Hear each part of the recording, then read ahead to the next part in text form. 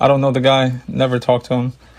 All I know is that she told me that in the cold, like when it was freezing outside and cold, he had like another girlfriend and a baby on the side, and like he was cheating on her, and he threw them out like in the street. That's why they're living in the hotels.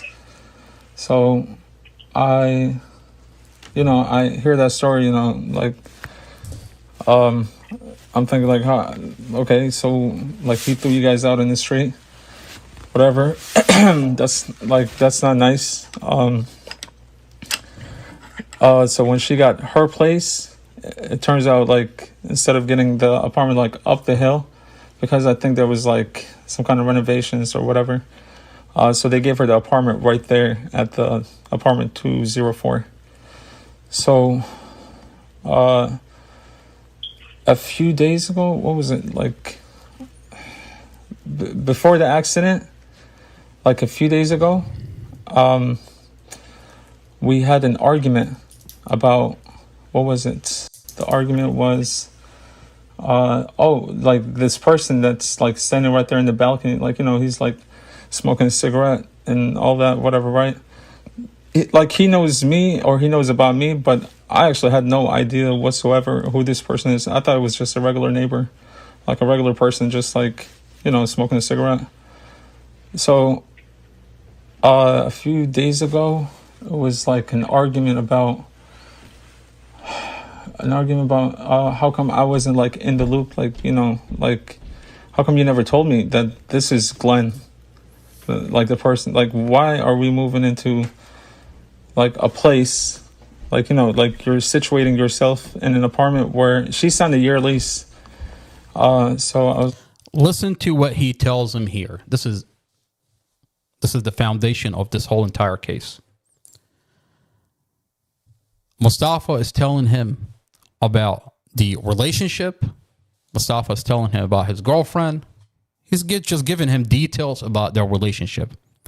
This investigator is going to clearly ask Mustafa, are you talking about, is this argument inside the vehicle? Mustafa's like, no, I'm just giving you like details. Like a few days ago, in the police report, this investigator falsifies the police report. And he says, Mustafa told me. He takes everything that Mustafa is talking about and he puts it in the vehicle. Now, this is a huge problem, because you're talking about fatalities. You're talking about Mustafa's family is dead. You take that and you put it in the vehicle. That's a huge problem. Now, if it wasn't for this audio, you can't, it's your word against the investigator's word. Remember, the body cam of Robert Drum has been deleted from evidence.com. If it wasn't for Muhammad recording this phone call, Muhammad, Mustafa's brother, recording this phone call, there is no way that you can prove that this investigator falsified the police report. Listen to what this investigator is about to ask Mustafa. He's going to ask him a very specific question. Mustafa, is this argument inside the vehicle? Mustafa tells him, no, I'm just telling you details a couple of days ago. Investigator puts in the report, it says right there on the screen, Mustafa stated the argument was inside the vehicle. Listen. Like, why would you situate yourself in a place next to this person that you were, talking about, like he threw you in the street in the cold and left your kids freezing and like was horrible and cheated on you and all that. So like, how come I wasn't in the loop? So that's what the argument was about. And then when I find that out, I decided to just leave. I said, you know what, I'm just going to leave. Because like, what am I doing here? Like, I don't even know what I walked into. So I was... That's what the argument was about in the car? No, that was like a few days ago, like before that car. What was the argument about in the car? Oh, okay. Let me just tell you. So I'm just giving you like a little background so I can lead to that. Yes, sir. So that happened. I was gonna leave. She stopped me. She told me like she loves me, and Like I saw it, like, it was not like malicious or intentional that, she was trying to hurt me or anything. So I forgave her and I said, okay, I'll stay. Awesome. Good man. Yeah. So she drove off in her car. She drove off to like. Robert Drum says that this part he can't hear. This part where he's specifically asking Mustafa, is what you're talking about inside the car? Mustafa tell him, no, I'm giving you details like background a couple of days ago. Conveniently for this investigator, he can't hear the audio.